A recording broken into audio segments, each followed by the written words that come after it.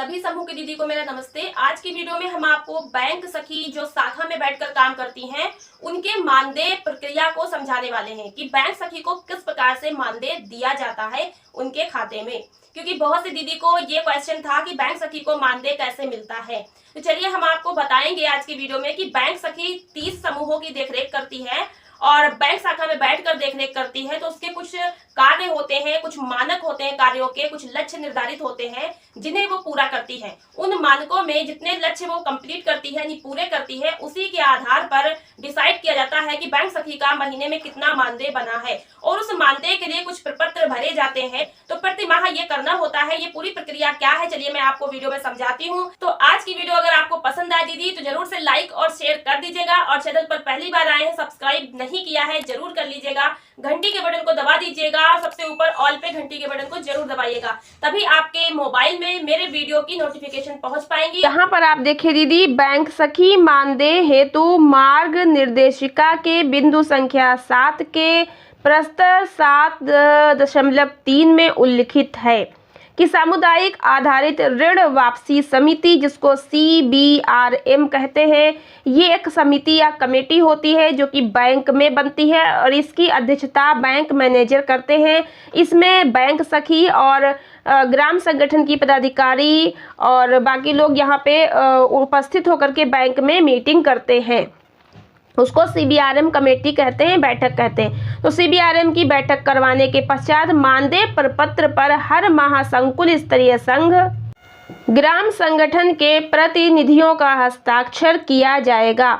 उक्त के आधार पर ही यह अवधारित यानी कि डिसाइड होगा कि संबंधित बैंक सखी ने किन मानकों या लक्ष्यों को पूर्ण किया है और उसे मानदेय एवं यात्रा भत्ता दे है अथवा नहीं है, और यदि उसे इंसेंटिव दिया जाता है तो उसमें कौन कौन से इंसेंटिव के मानक लक्ष्यों को प्राप्त किया है और इसके सापेक्ष उसे कितना इंसेंटिव प्रदान किया जाएगा। इसके लिए निर्धारित प्रपत्र संलग्न प्रपत्र 2 पर सूचना भरकर सामुदायिक आधारित ऋण वापसी समिति CBRM के अध्यक्ष द्वारा इसे हस्ताक्षरित किया जाएगा। तो दीदी हम आपको बता दें सबसे पहले तो कि यहाँ पर जो मानक है, जो लक्ष्य हैं, वो हैं बैंक सखी को मानदेय देने के लिए कि उसको 3000 रुपये महीने में मिलेगा।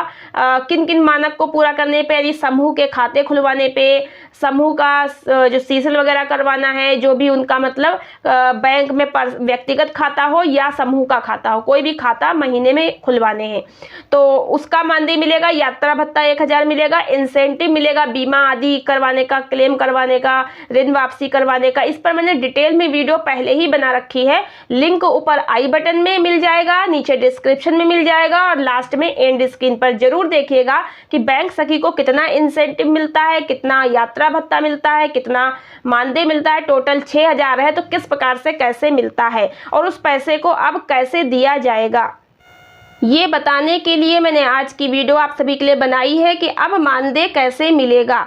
तो जिस बैंक शाखा में बैंक सखी बैठती है वहाँ पर एक CBRM कमेटी होती है जिसमें बैंक मैनेजर अध्यक्ष होते हैं, बैंक सखी होती है, ग्राम संगठन पदाधिकारी होते हैं, सेलेब से होते हैं।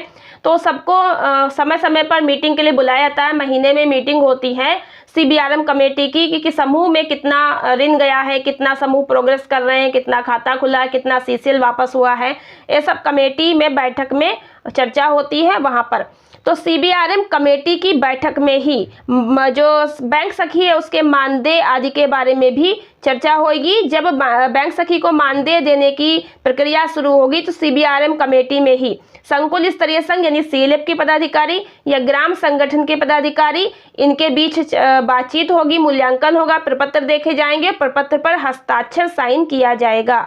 उसी के आधार पर डिसाइड होगा कि बैंक सखी ने कौन कौन से कार्य पूरे किए हैं, कौन कौन से नहीं किए। मान लीजिए खाता कितने खुलवाए हैं और कितने समूहों में भ्रमण करने गई है, कितना बीमा करवाया है, कितना CCL कराया, कितना ऋण वापसी कराया, तो ये सब देखा जाएगा। प्रपत्र बैंक सखी को अपना भरना होता है। उसके बाद जो है ब्लॉक स्तर से भी भरा जाता है, फिर मूल्यांकन होने के बाद मानदेय मिलता है।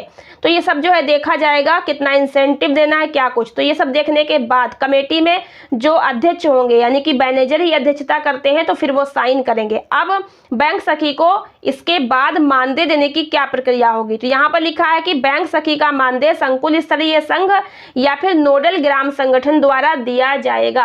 यानी बैंक सखी का जो मानदेय है वो सीएलएफ से मिलेगा या फिर ग्राम संगठन से मिलेगा। तो सीएलएफ से ही मिलता है, ग्राम संगठन से तब मिलता है जब सीएलएफ ना बना हो और वहां पर केवल ग्राम संगठन ही हो। तो किसी एक ग्राम संगठन से बैंक सखी का मानदेय के लिए जोड़ा जाता है, उसे नोडल ग्राम संगठन कहते हैं। तब उसी ग्राम संगठन के खाते में बैंक सखी का मानदेय आता है। अन्यथा सीएलएफ अगर बना है तो सीएलएफ के ही खाते में बैंक सखी का मानदेय आएगा और वहीं से बैंक सखी को दिया जाएगा। यहाँ पर कई दीदी का भी प्रश्न है कि बैंक सखी को मानदेय सीएलएफ देता है या एनआरएलएम, तो इसको भी हम आपको बताएंगे। देखिए, सीएलएफ जो है वो बैंक सखी को मानदेय देने का काम करता है, लेकिन सीएलएफ अगर नया नया है तो एनआरएलएम के द्वारा ही मानदेय ऊपर से आता है बैंक सखी का। लेकिन कब तक, जब तक सीएलएफ सक्षम नहीं हो जाता है, 2, 2.5 साल 3 साल पुराना नहीं हो जाता, तब तक उसके बाद खुद का अमाउंट नहीं हो जाता है, तब तक वो एनआरएलएम से मानदेय मिलता है, उसके बाद सीएलएफ से ही मिलता है। दीदी यहाँ पर है कि बैंक सखी प्रत्येक माह किए गए कार्यों का प्रतिवेदन संकुल स्तरीय संघ और नोडल ग्राम संगठन में प्रस्तुत करेगी।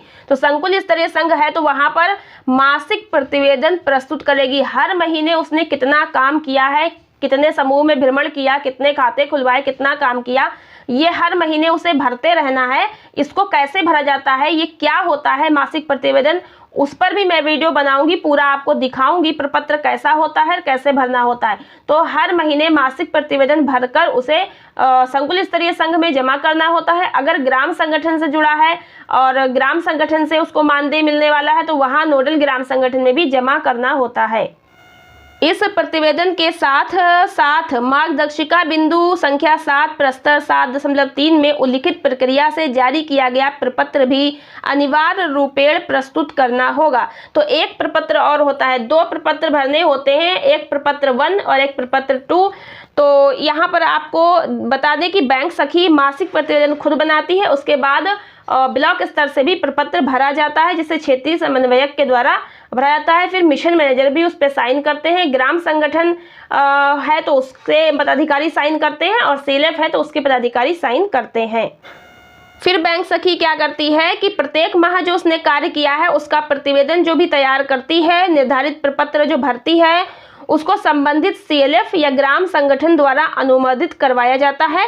और फिर बैंक सखी के मानदेय हेतु बैंक सखी द्वारा प्रतिमाह संकुल स्तरीय संघ या ग्राम संगठन को उपलब्ध कराए गए प्रतिवेदन, जो प्रपत्र भरा उसने मासिक प्रतिवेदन, वो जो है विकास खंड में तैनात ब्लॉक मिशन प्रबंधक के द्वारा प्रमाणित कराते हुए खंड विकास अधिकारी द्वारा अनुमोदन उपरांत जिला मिशन प्रबंधन इकाई को उपलब्ध कराया जाएगा।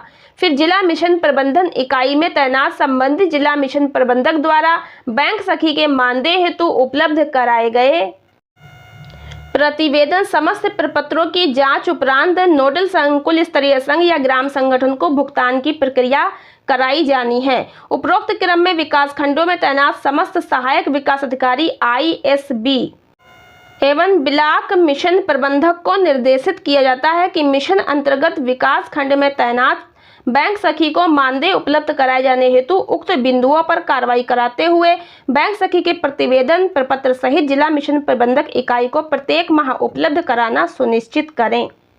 तो कुल मिला के दीदी, बैंक सखी जो भी कार्य करती है वो सभी कुछ लिखा पढ़ी में रहेगा। मासिक प्रतिवेदन वो स्वयं भरेगी और ग्राम संगठन से अगर मिलना है उसको मानदेय तो ग्राम संगठन में जमा करेगी या फिर संकुल स्तरीय संघ तो वहाँ सीएलएफ में जमा करेगी।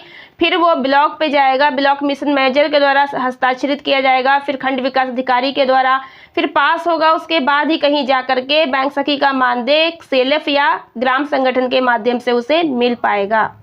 प्रतिवेदन कैसे भरना है, प्रपत्र कैसे भरना है, अगली वीडियो में हम आपको प्रपत्र भी दिखाएंगे और कैसे भरना है ये हम इसकी जानकारी आपको समझाएंगे, बताएंगे। तो अगली वीडियो जरूर देखिएगा। और इसी तरह की समूह से रिलेटेड और जानकारी पाने के लिए और नई नई नौकरी की अपडेट पाने के लिए, एजुकेशन से रिलेटेड जानकारी पाने के लिए हमारे चैनल पर वीडियोस देखना बिल्कुल मत भूलिएगा। मिलते हैं नेक्स्ट वीडियो में कुछ नई जानकारी के साथ। वीडियो को लाइक और शेयर, चैनल को सब्सक्राइब करना बिल्कुल मत भूलिएगा। धन्यवाद।